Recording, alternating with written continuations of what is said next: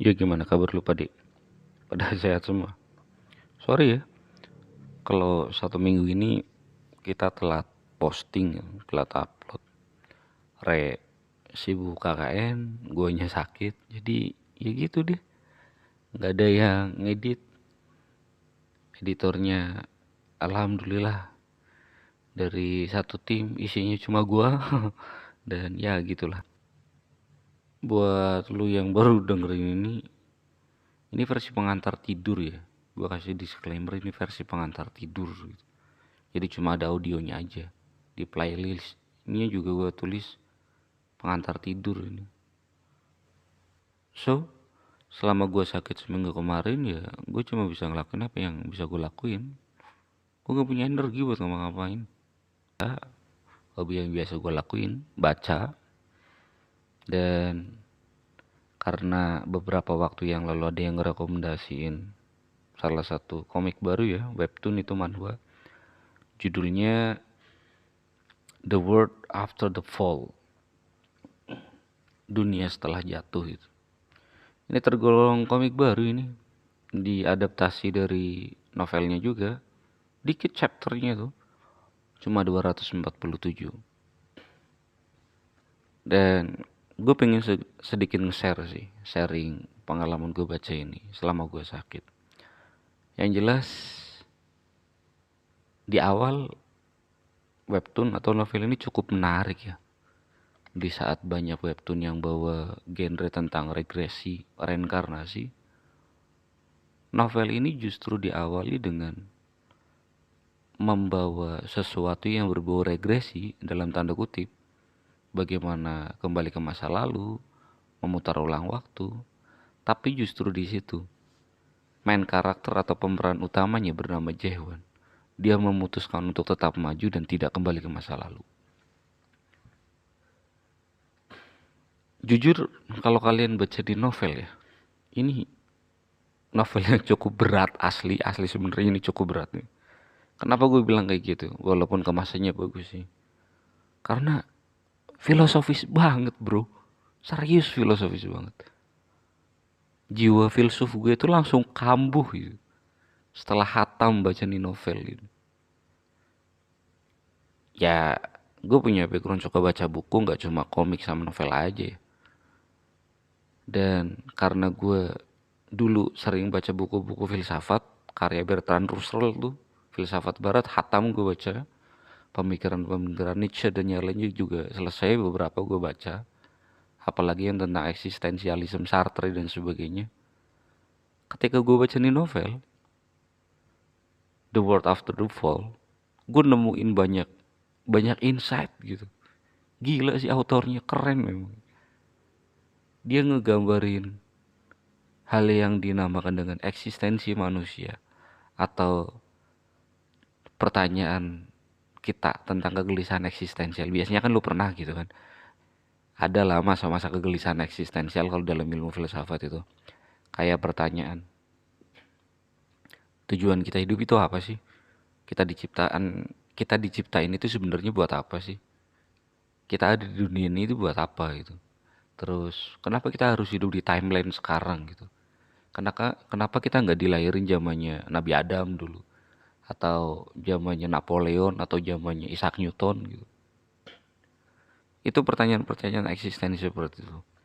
Lah si autor nih ngecoba ngegambarin perjalanan si Jaehwan, karakter utamanya, itu buat tetap ngejaga kewarasannya. Nggak cuma, ya elah, nggak cuma belasan tahun men, puluhan tahun, ratusan tahun, gue tambahin jutaan tahun, gue tambahin mentok ini di chapter-chapter terakhir itu 10 miliar tahun nih. Dia tetap ngejaga kewarasannya gitu, dia tetap ngejaga kemanusiaannya. Ini gila, asli gila. Banyak sih memang adegan-adegan lucunya. Jelas ini novel aksi ya, karena ketika lu baca webtoonnya lu bisa ngeliat lah, baca komiknya lu bisa ngeliat diawali dengan hal-hal seperti berbau apokalip gitu, tower, pencapaian tower, dan ngenes, memang ngenes sih. Nggak tahu kenapa gue dijodohin sama novel-novel yang genrenya beginian, yang main karakter utamanya itu ngenes-ngenes tapi tetap nggak kehilangan manusiawinya gitu, emosional banget lah. Tapi balik lagi tentang sisi filosofis dari novel ini, ranah filsafat yang dibawa tentang eksistensialisme itu apa yang nggak bisa berkata-kata gue, gila sih. Dia ngebahas salah satu simbol filsafat yang bernama Ouroboros. Kalau lu pada tahu tentang simbol itu, biasanya sering muncul sih di anime-anime, di komik-komik, di webtoon-webtoon itu. Apalagi yang membawa mitologi Yunani, mitologi Nordik, simbolisme itu. Kita apalah tentang simbol tentang seekor ular yang menggigit ekornya sendiri. Ini sebenarnya tentang siklus ya, siklus kehidupan, bahwa awal dan akhir itu satu gitu, tidak terpisahkan. Dan itu bakal jadi kunci bagaimana memahami novel ini dan bagaimana novel ini dibikin. Keren sih. Dia ngejelasin tentang Ouroboros itu lewat kemasan cerita yang cukup, konsepnya sederhana tapi ternyata kompleks banget dan gak sesederhana yang kita bayangin.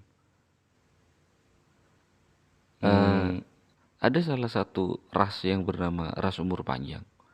Dia bagian dari 3 dewa kuno, membahas tentang pakaian gitu.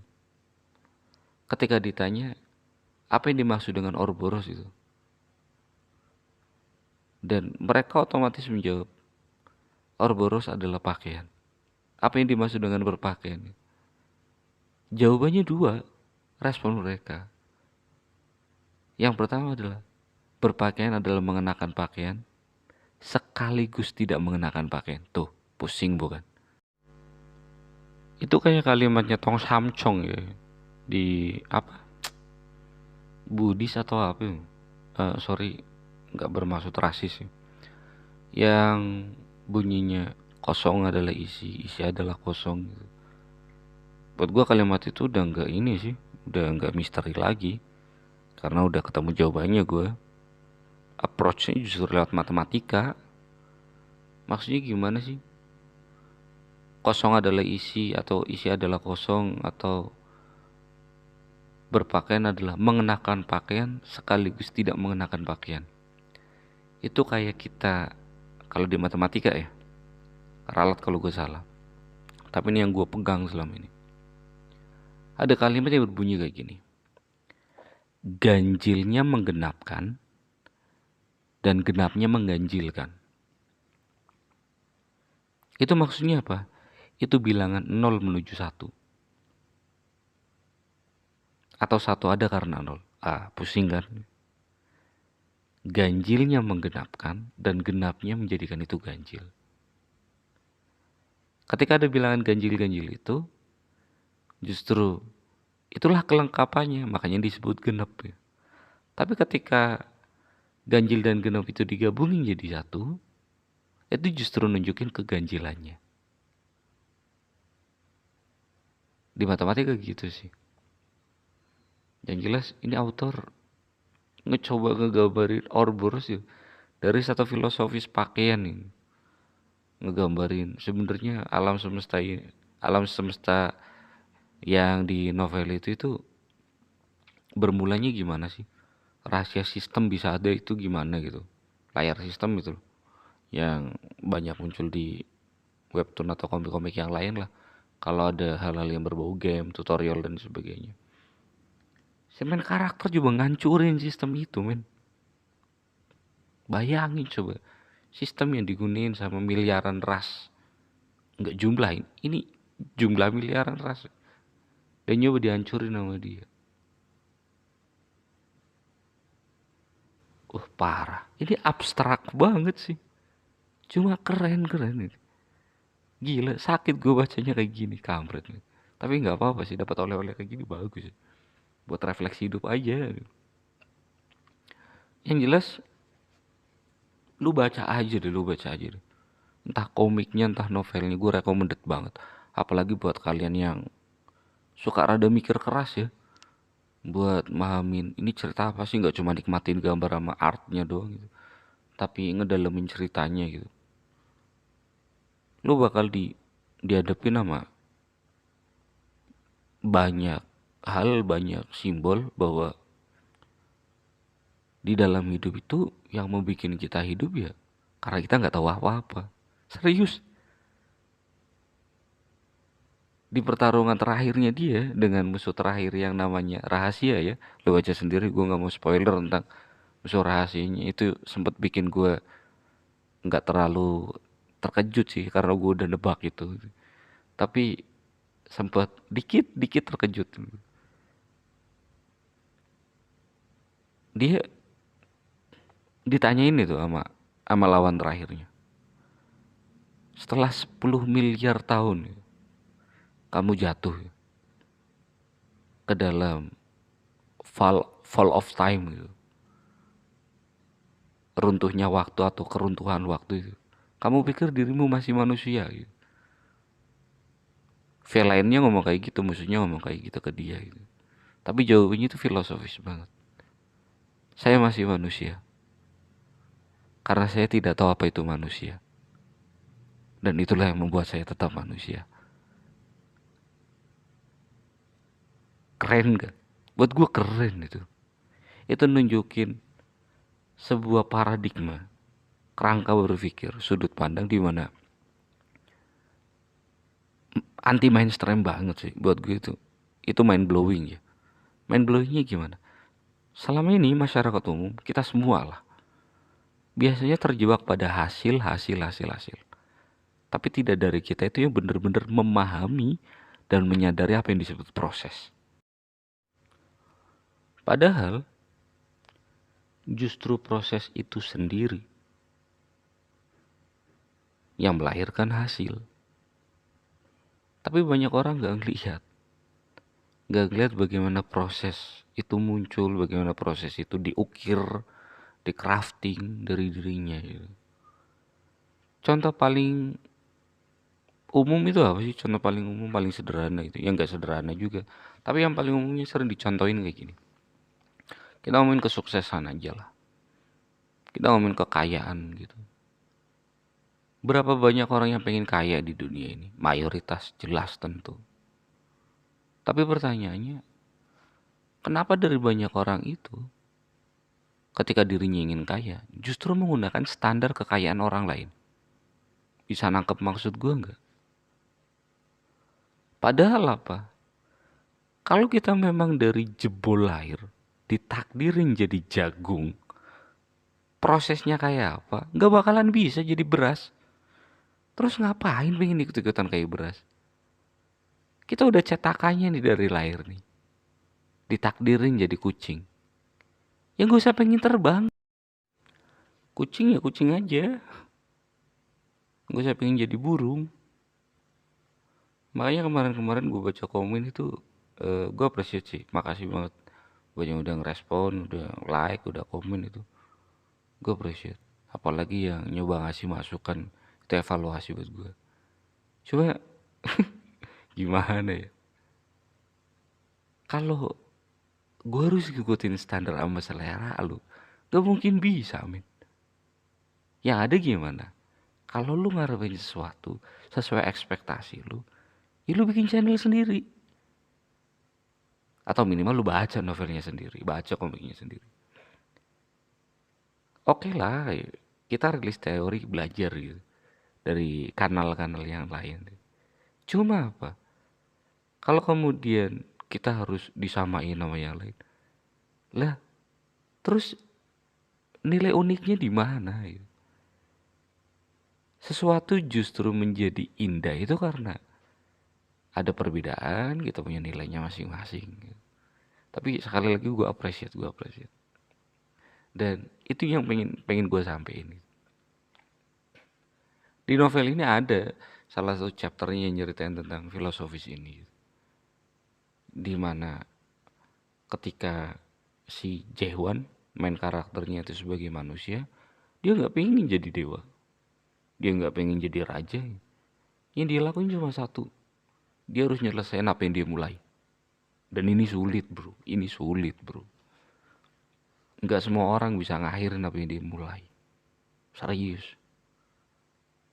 Dan sebagian orang lagi terjebak untuk selalu bertanya-tanya setiap harinya tentang bagaimana cara memulai sesuatu. Boros banget deh. Siklusnya gitu-gitu aja. Kuncinya di mana? Kenali diri, udah. Kita harus punya standar sendiri. Standar ini yang sering banget dilupain sama kita. Sering banget nggak dipahami bahwa ini proses yang harus kita lewati, harus kita terima gitu. Makanya gue seneng ketika diajak ngobrol sama teman-teman dan sebagainya tentang filosofis hidup lu itu apa sih? Kenali diri. Gue bilang gitu, udah. Karena stepnya adalah yang pertama, kenali dirimu. Yang kedua, terima dirimu seutuhnya. Yang ketiga, khilafai dirimu atau pimpin dirimu sendiri. Gue ulangi. Yang pertama adalah kenali dirimu. Yang kedua, terima dirimu seutuhnya. Yang ketiga, pimpin dirimu sendiri. Dan yang keempat adalah jangan pernah memaksa orang lain menjadi sepertimu.